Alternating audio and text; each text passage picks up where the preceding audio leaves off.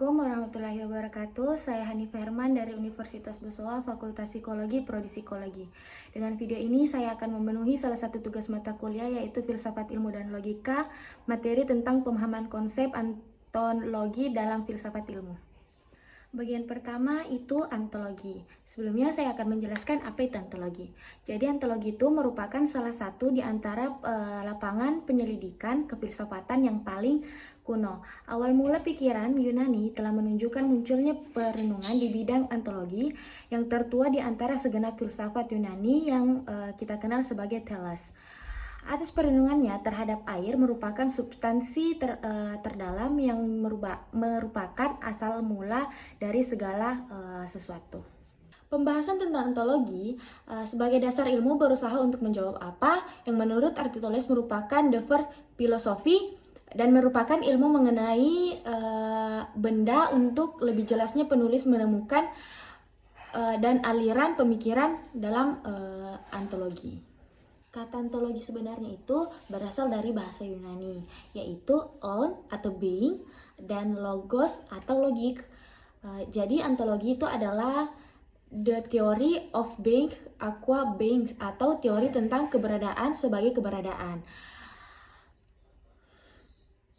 Contoh pemikiran ontologi adalah pemikiran Thales yang berpendapat bahwa airlah yang menjadi ultimate.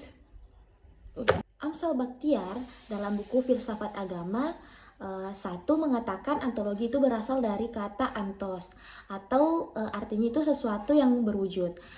Ontologi adalah teori atau ilmu tentang wujud, tentang hakikat yang ada. Ontologi tidak banyak berdasar pada alam nyata, tetapi berdasar pada logika semata-mata. Dari beberapa pengetahuan di atas dapat disimpulkan bahwa 1.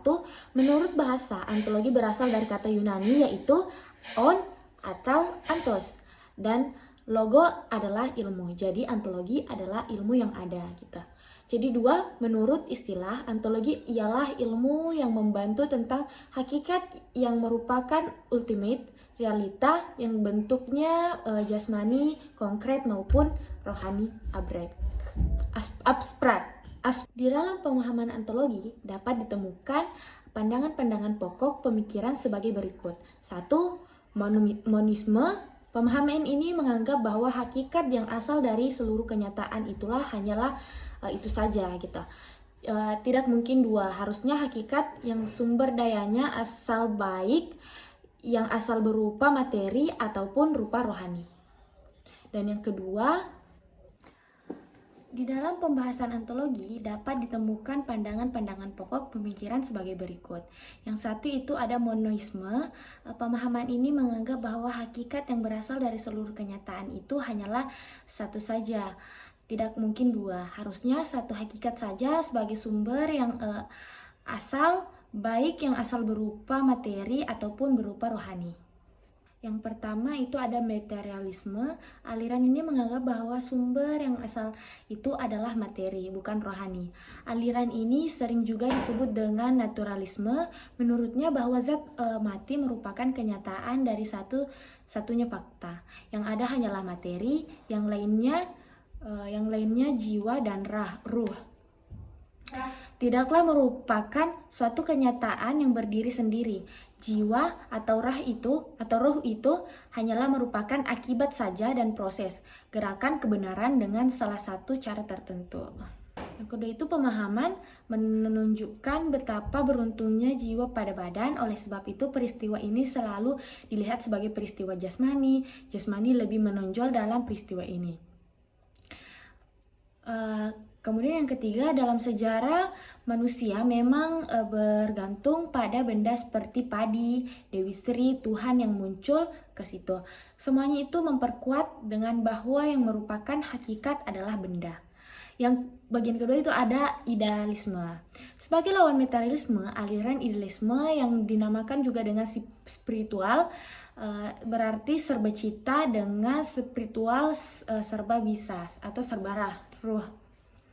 Idealisme diambil dari kata idea, yaitu sesuatu yang hadir dalam jiwa, aliran yang beranggapan bahwa hakikat kenyataan bineka ragam itu seputar berasal dari roh, sukma atau jenis dengannya, yaitu sesuatu yang tidak berbentuk, menempatkan materi atau zat itu hanyalah sesuatu jenis daripada perjalanan rohani.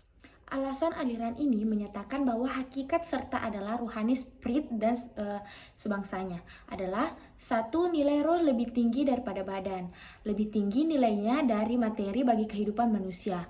Roh itu dianggap sebagai hakikat sebenarnya, sehingga materi hanyalah badannya, bayangannya, atau penerjemahannya. Dan mengakui bahwa segenap macam bentuk itu semuanya nyata. Dalam teori filosofi dikatakan sebagai pahaman yang menyatakan bahwa kenyataan alam tersusun dari banyak unsur, lebih dari satu atau dua. Tokoh aliran ini pada masa Yunani kuno adalah Exagoras dan Emperides, yang menyatakan bahwa substansinya yang itu berbentuk terdiri atas 4 unsur, yaitu tanah, air, api, dan udara. Yang keempat itu ada nihilisme. Nihilisme berasal dari bahasa Latin, yaitu nothing atau tidak ada. Sebuah doktrin yang tidak mengakui validasi alternatif yang positif. Istilah nihilisme memperkenalkan oleh Ivan dan dalam novelnya Fathers and Child yang ditulis pada tahun 1866 di Rusia. Dalam novel itu, sebagai tokoh sentral menyatakan lemahnya kutukan ketika menerima ide nihilisme. Aliran ini dapat kita temui dalam filsafat eksistensi dengan tokoh-tokohnya seperti Søren Kierkegaard, Heidegger, Sartre, dan Jeffers. Søren Kierkegaard yang terkenal dengan julukan sebagai bapak filsafat. Eksistensialisme menyatakan manusia tidak pernah hidup sebagai sesuatu aku umum, tetapi sebagai aku individual, yang sama sekali unik dan tidak dapat dijabarkan ke dalam sesuatu yang lain. Sementara itu, Martin Heidegger, seorang filosof Jerman, mengatakan satu-satunya yang ada itulah manusia. Karena hanya manusialah yang dapat memahami dirinya sendiri, jadi dunia ini adalah bagi manusia. Tidak ada persoalan bagi alam metafisika. Pada pemahaman lainnya, Jean-Paul Sartre, seorang filosof dan sastrawan Prancis yang Aries sangat mempengaruhi pikiran Ariesnya, mengatakan bahwa manusia selalu menyangkal hakikat tandanya manusia bukan ada melainkan est yang akan atau yang sedang. Segala perbuatan manusia tanpa tujuan karena tidak ada yang tetap, selalu yang kayak yang disangkal. Dalam kerawal gagal, ternyata segala macam inilah hanya terbatas saja. Manusia tidak boleh dan mengusahakan kegagalan yang keruntuhan. Sebab itulah bukan hal yang asli, kegagalan dan keruntuhan itu. Mewujudkan tulisan Sandi, sempurna dari ada di dalam kegagalan, dan keruntuhan itu adalah mengalami ada atau mengalami yang transcendent. Jadi Carl James menyangkal adanya suatu kenyataan transcendence yang mungkin itu hanya manusia yang berusaha mengatasi dirinya sendiri dengan membawa dirinya yang belum sadar kepada kesadaran yang sejati, namun suatu yang mutlak. Itu tidak ada sama sekali. Jadi antagonisme adalah pemahaman peningkatan atau penyangkalan terhadap kemanapun manusia mengetahui hakikat benda, baik materi maupun Tuhan. Aliran ini dengan spekulasisme memperdapat bahwa manusia dianggap kemampuannya mengetahui hakikat, namun tampaknya agnostisisme lebih dari itu karena menyerah sama sekali. Sekian yang dapat saya sampaikan. Lebih dan kurangnya mohon dimaafkan. Maafkan apabila ada kesalahan kata dan mungkin kurang jelas dari yang dapat saya sampaikan. Semoga bisa bermanfaat bagi yang menonton dan bagi kita semua. Sekian dan terima kasih. Assalamualaikum warahmatullahi wabarakatuh.